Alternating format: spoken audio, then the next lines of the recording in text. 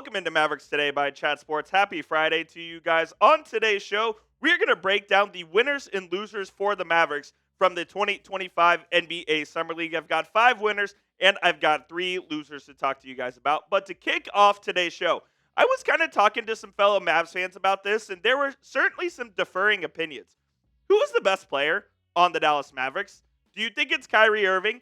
Is it Anthony Davis? Would you go with Cooper Flagg even though he has not played an NBA game yet? Let me know down in the comments who you guys think is the best player on this Mavericks roster. In my opinion, it's Kyrie Irving, but if you say Anthony Davis, I certainly would not be mad about it whatsoever. Let's hop right into the Summer League winners and losers. I'm going to go with Cooper Flagg, and I know what you're thinking. He had such a bad game against the Lakers in his Summer League debut. Yes, he did not shoot it well, but he did a lot of other things on the court that I really liked. Loved how he defended. He made the play that won the game, the weak side block that won the game against the Lakers, and that was the only game that the Mavericks have won here in the Summer League to date. He finished the Summer League in 2 games with 20.5 points, 5 rebounds, 2.5 assists, and 2.5 steals and blocks per game. And at the end of the day, I think the Mavericks saw what they needed to see with Cooper Flagg. They saw someone who is a very mature basketball player for his age, who still has some things to work on. The Mavericks put him in a lot of uncomfortable situations like playing point guard where, frankly, his handle just needs to get a little bit tighter and a little bit better, and that'll certainly come with time. And I think overall, this was a successful experience for Cooper Flagg and the Mavericks. I think both got positive things to take away from it, so I'm pretty happy with how Cooper Flagg played here in the Summer League. I know there are some that are going to have red flags about his jump shot and about this and that, but all in all, the Mavs saw what they needed to see. I saw what I needed to see, and I'm ready to see it here when the games start actually counting in the 3rd week in October. I cannot wait to see Cooper Flagg in a real Mavericks uniform. I'm going to go with Ryan Nembhard as my 2nd Summer League winner. I think Nembhard showed me a lot, and frankly, I was surprised with what I saw from him. I was thinking he would be a little raw, maybe some things to work on, but I'll be honest, he plays just like his brother, Andrew Nembhard of the Indiana Pacers, who was a key cog to that team that made the NBA Finals this season. He's obviously a smaller version of him. Ryan sits at 5'11", and that's being a little generous, so he's little on the smaller side, but I think he can come in and contribute meaningful minutes to this team. And he is on a 2-way contract, which limits him to just being active for 50 games in the regular season. I think the Mavericks are going to max out those 50 games, and at the end of the day, it would not surprise me if Ryan Nembhard was on the active roster later this season or early next season. He just knows how to run a team. He's a very mature basketball player, and he's someone that I think the Mavericks could absolutely use. And given the injury to Kyrie Irving and the recovery that's going to take, missing the first 50 games of the season, it would not surprise me if Ryan Nembhard played a meaningful role for this basketball team. Very excited to see what he brings to this Mavericks team. And same goes for Miles Kelly, who the other 2-way contract for the Mavericks right now.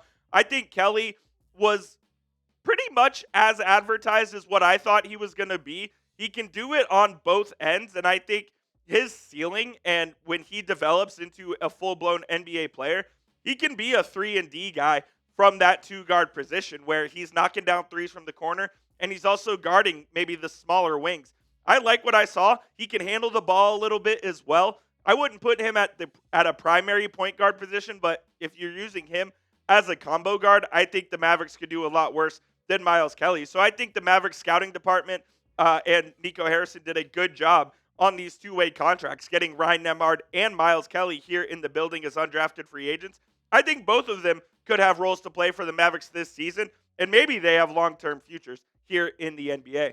I'll ask you guys this question, though. Who is going to have the better career here in the NBA? Will it be Ryan Nembhard, the guard out of Gonzaga, or will it be Miles Kelly from Auburn? If you think it's Nembhard, type N. If you think it's Kelly, type K. Let me know down there in the comment section. Right now, if I had to guess, I would say it's Nembhard, but maybe Miles Kelly is the more ready-to-go NBA player right now. So let me know what you guys think. Continuing on Miles Kelly a little bit, look, I think that the G League is going to be a spot that he's going to really be able to hone his skills and kind of just, I guess, define the role and position he's going to play for this Mavericks team. On the Texas Legends, I think that they run the same system that the Mavericks are running up here in the NBA. So I think Kelly is going to be able to play a lot of combo guard, get some heavy minutes in the tank down there in the G League. And if the Mavs need him on any given night in January, they should be able to go to Miles Kelly for 10 to 15 minutes. So hopefully we get to see him out there in a real Mavericks uniform and not just the weird ones over down there in Frisco. Max Lewis, another guy who I think was a winner for this team. And the reason why is Lewis has already played here in the NBA before. So I think he kind of has a leg up on most of these guys for that final two-way contract spot. You get three of them. The Mavericks already have the two occupied in Kelly and Nembhard. I think Lewis could be that third guy. Maybe it's someone not on the roster, but he did play 28 games in the NBA last season. And in these four Summer League games, he has shown the ability that people liked about him out of Pepperdine that made him a second-round pick of the Los Angeles Lakers. When he got traded to Brooklyn, he didn't get a whole lot of run there, but I think the Mavericks see someone sort of like a Kessler Edwards last season who could maybe play the small ball four. If you really had to do it in case of emergency, he could go in there and play the ultra small ball five. Hopefully that doesn't have to happen again where the Mavericks had to play Kessler Edwards in that role, but I think Max Lewis is more experienced than any of these guys that we're talking about here. And if I had to guess right now, I think he would be the one that could take up that final two-way spot. But if the guy who has impressed me the most here in Summer League for the Dallas Mavericks is Jordan Hall out of St. Joe's. Now, Hall has, had his cup of coffee in the league around, this. I believe this is his second year. And I would say he is the guy that I didn't know much about, but the guy that I came away from the Summer League that I said, wow, I think this guy can play a little bit.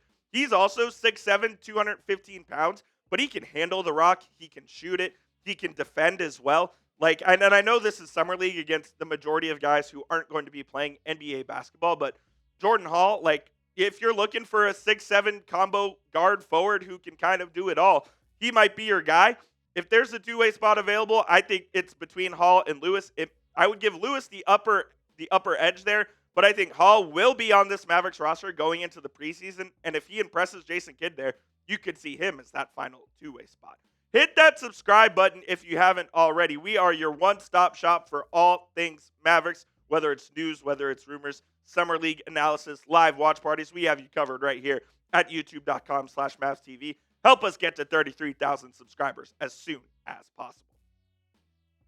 All right, let's go to the losers because, of course, there are losers in life, as unfortunately is the case. We're going to go with Melvin Ajinca, who is our loser here. And it's unfortunate because I really thought that the Mavericks wanted to get a good look here at Melvin this summer, but he unfortunately dealt with a groin injury and missed basically the entire Summer League. So he was not available to the Mavericks to play. He was their second-round pick in the 2024 NBA draft, and he had a decent year over in Europe last year, and the Mavs wanted to get another look at him here in the Summer League, but they really just couldn't get one because he sustained a groin injury. And we don't know when that happened. It may have been in the practices leading up to the Summer League. So unfortunately, the Mavs didn't get any more information on Melvin, and it sounds like he's going to head back to San Quentin and Europe for another season. I'll go with Jamarion Sharp as my other loser, and this is just because I don't think he did anything particularly different than we already knew about him. We know he can block shots. We know that he's just an absolute force in the paint defensively. But offensively, he doesn't bring you anything. And we didn't learn anything new on Jamarion Sharp or anything that gave me like, oh, wow, he's really developed his game to the point where maybe he has a shot in the NBA as a backup center. I really don't think we got that out of Jamarion Sharp. So that was a little disappointing because, look, when you're 7'5" and you're blocking 3 shots a game out there in the G League, you think that guy has an NBA future. But I didn't really see anything new from Sharp, so that was a little disappointing. And this last one is a little cheating, but I'm going to go with Dereck Lively. And I know Dereck Lively didn't play in the Summer League, but during the Summer League, we did learn that he underwent yet another surgery. And look, man, it's just unfortunately concerning for Dereck Lively because he's officially injury prone.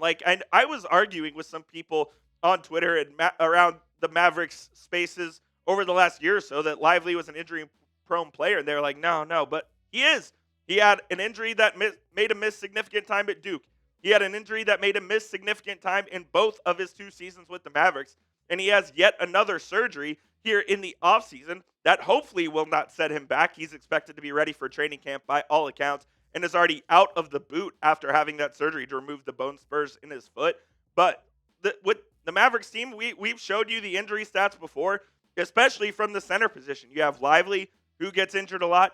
Daniel Gafford missed 25 games last season as well, so you hope that he can stay healthy if Lively can't.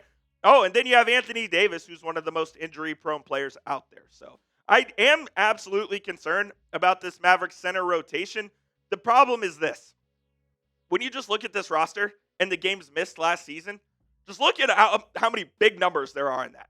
Kyrie with 32, he's going to miss 50. Anthony Davis missed 31 games last year.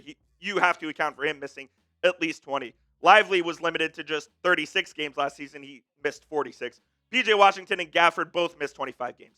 D'Angelo Russell missed 24 games. Dante Exum was limited to just 20 games. So you're at a point where this Mavericks team, I think the biggest concern, it's not even close, is the injury bug. I pray and I hope that they have this medical staff figured out. I know they made changes once again this offseason to that. They brought in a new strength and conditioning coach. Hopefully that makes a positive change.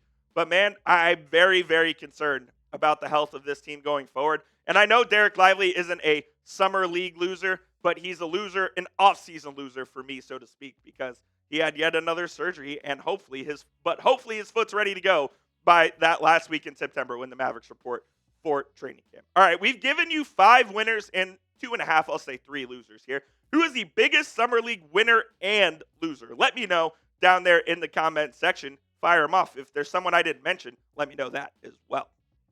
That will do it for today's show, guys. Appreciate you for tuning in to Mavericks Today by Chat Sports. Hope everyone has a great weekend. And, of course, if anything happens regarding the Mavericks, you know where to find it.